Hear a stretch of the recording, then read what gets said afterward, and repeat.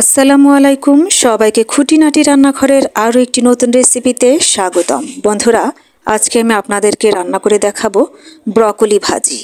Broccoli ভাজির এই রেসিপিটা এতটাই মজার হয় যে আপনারা না বানিয়ে খেলে কিন্তু বুঝতে পারবেন না এটা এতটাই মজার হয় খেতে। এটা সাদা ভাত, রুটি, পরোটার সাথে কিন্তু অসাধারণ লাগে খেতে। চলে এলাম গ্যাসের চুলায়। গ্যাস অন করে একটি কড়াই বসিয়ে দিয়েছি। এর মধ্যে দিয়ে দিচ্ছি 1 টেবিল চামচ সয়াবিন তেল, আর দিয়ে দিব আধা চা চামচ আস্ত জিরা, দিয়ে দিব 1 চা চামচ আদা কুচি, রসুন কুচি, দিয়ে দিব মিডিয়াম সাইজের একটা পেঁয়াজ কুচি, দিয়ে দিব 4-5টা কাঁচামরিচ ফালি। একটু নেড়ে দিব, বেশি ভাজা ভাজা করবার কোনো প্রয়োজন নেই। এবার দিয়ে দিব ব্রকলি। আমি ব্রকলিগুলোকে ছোট ছোট করে কেটেছি। এর মধ্যে একটা গাজর, একটা আলুও দিয়েছি। এবার কিছুক্ষণ নেড়ে চেড়ে দিব। ব্রকলির এই রেসিপিটা বাচ্চারাও কিন্তু খুব পছন্দ করে খাবে এভাবে ভাজি করে দিলে। এবার স্বাদমতো লবণ দিয়ে দিলাম, হলুদের গুঁড়া দিয়ে দিলাম, আবারও কিছুক্ষণ নেড়ে চেড়ে দিচ্ছি। এতে কিন্তু বাড়তি কোনো পানি দেওয়ার প্রয়োজন নেই।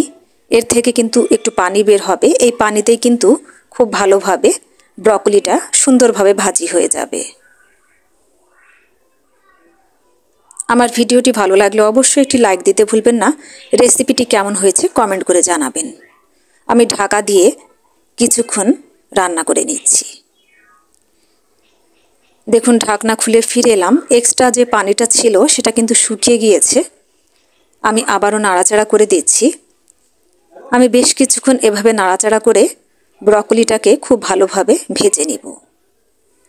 বন্ধুরা, যারা আমার এই ছোট্ট চ্যানেলটিকে সাবস্ক্রাইব করেছেন তাদেরকে অসংখ্য ধন্যবাদ।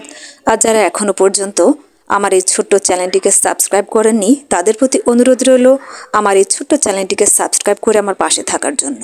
পাশে থাকা বেল বাটনটি অবশ্যই ক্লিক করতে ভুলবেন না। নতুন নতুন ভিডিও অবশ্যই আপনাদের কাছে পৌঁছে যাবে সবার আগে। তো দেখুন, বেশ কিছুক্ষণ নাড়াচাড়া করে ব্রকলিটা খুব ভালোভাবে ভেজে নিচ্ছি।